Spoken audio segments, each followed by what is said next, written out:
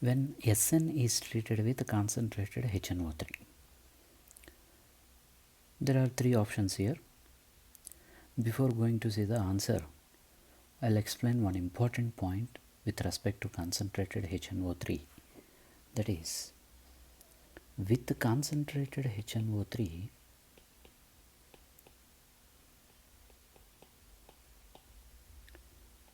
copper, silver, mercury, lead, zinc will form metal nitrates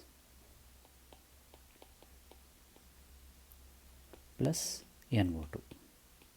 Means copper, silver, mercury, lead, zinc with concentrated HNO3 will form metal nitrates and NO2.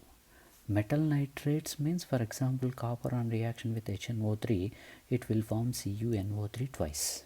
Copper nitrate, silver nitrate, zinc nitrate, like this. So copper, silver, mercury, lead, zinc will form metal nitrates with concentrated HNO3 along with the NO2. Okay, and then iron, aluminum, cobalt, nickel, chromium will become passive.